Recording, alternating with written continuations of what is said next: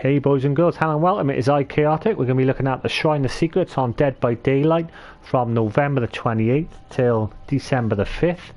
And let me just say it's a good week. You've got a much better week than we've had recently, especially last week, which was pretty poor. So first and foremost, we have Brutal Strength. It's a trapper perk. It will cost you 2,000 shards. Your great strength allows you to shred through each prey's defences, destroy drop pallets and generators 10% faster. If you get brutal strength up to tier 3, it's actually 20% faster. Quite a popular perk.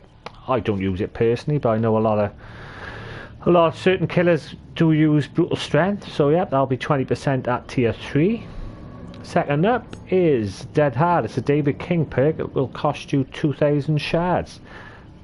You can take a beating when injured, tap into your adrenaline bank and dash forward quickly to avoid damage.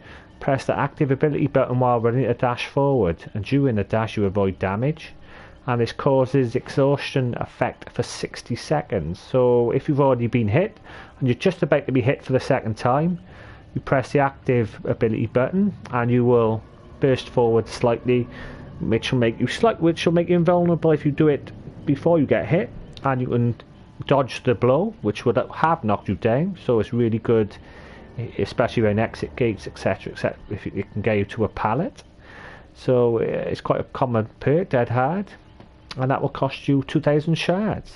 The only difference between tier 1 and tier 4, tier 3 is a 40-second cooldown. And your second killer perk of the day is called Dying Light. It's a shape perk, also known as Michael Myers. It will cost you 2,000 shards. You become obsessed with one survivor. Your obsession's altruistic action speed is increased by 38%, and once the obsession is killed or sacrificed, every other survivor gets a penalty to 19% to repair, healing and sabotage. If you get Dying Light up to tier 3, their speed is increased by 50%, the obsession, but everyone else gets a penalty of 25% to repair, healing and sabotaging. And last but not least, one of the favourites, Meg Thomas perk called Sprint Burst, 2,000 shards. When starting to run, break into a sprint at 150% of your normal running speed for a maximum of 3 seconds. Causes the exhaustion effect for 60 seconds. The only difference between tier 1 and tier 3 is like Dead Hard. It's a 40-second cooldown before you can use Sprint Burst again. Very good for getting away from the killers. If a killer surprises you, you can just burst away. Or if it's high mobility killer, you can have at least have a chance to get away and try and juke the killer. So quick recap on the Shrine of Secrets from the 28th of November till the 5th of December. You have Brutal Strength for the killer, along with Dying Light and Dead Hard for survivors and Sprint Burst. My choice of the two survivors, I would probably go for Sprint Burst. Some people prefer Dead Hard because it doesn't activate automatically like Sprint Burst does as soon as you run. But Sprint Burst has been a meta for a long time in the builds.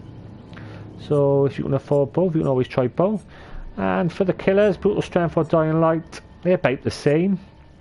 If you want to try Dying Light, if you can take a Mori in and actually sacrifice your obsession early on in the game, you have a 25% speed decrease, and it is quite substantial. So yeah, Dying Light and a Mori can make the survivors gameplay a lot more difficult.